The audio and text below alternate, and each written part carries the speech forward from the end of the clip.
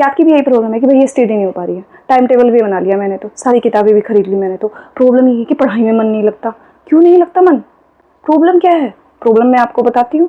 आज मैं आपको एक सक्सेस मंत्र बताती हूँ। इस वीडियो को देखने के बाद आप 100%, आप चाहे किसी भी लेवल की स्टडी करना चाहते हैं, चाहे वो आपके बोर्ड के एग्जाम की स्टडी हो, चाहे वो किसी कॉम्पिटेटिव एग्जाम की स्टडी हो, चाहे एनी अदर स्टडी हो जिस पे भी आप रिलेटेड हो, डॉक्टर की, इंजीनियर की, साइंटिस्ट की, आईएएस की, कोई भी एग्जाम की स्टडी हो, आप सक्सेस मंत्र लेकर जाइए। अगर आप सक्सेसफुल नहीं हो तो मेरे वीडियो पे आके डिसलाइक कर दीजिएगा।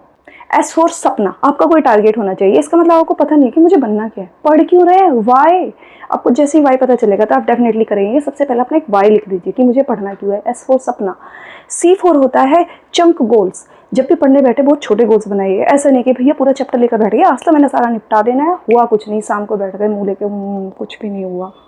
बनाना ही नहीं है, चंक गोल बनाइए। अगर आपके पास 1 घंटा पढ़ने का टारगेट है, 1 घंटा पढ़ने का टाइम है, तो उसमें सिर्फ 45 मिनट ही पढ़िए, 15 मिनट छोड़ दीजिए। 15 मिनट जो आपने 45 मिनट में पढ़ा उसका रिवीजन कीजिएगा। सी फॉर कंसिस्टेंसी, जितना भी पढ़ेंगे रेगुलर पढ़िए। अगर आपके पास रोज 2 घंटा पढ़ने का टाइम है और लेकिन किसी दिन संडे हो गया तो आज तो 15 घंटे पढ़ लेते हैं, नहीं भैया फिर अगले कोई बात नहीं 2-4 दिन नहीं पढ़ा जाएगा, ऐसा मत कीजिएगा। रोज पढ़ना है आपको, चाहे मुझे सिर्फ 2 ही घंटा पढ़ना है, बिकॉज वो रेगुलरली 2 घंटे वाली पढ़ने वाली is far much better than the irregularly 10 घंटे पढ़ देने वाली।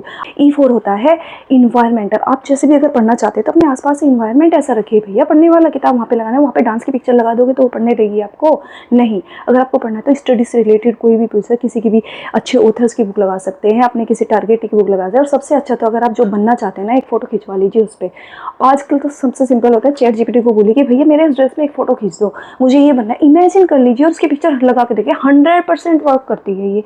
आपको रोज़ मिलेगा मोटिवेशन, मैं तो ये बन गया, मुझे ये बनना है, तो आपका टारगेट भी अचीव हो जाएगा।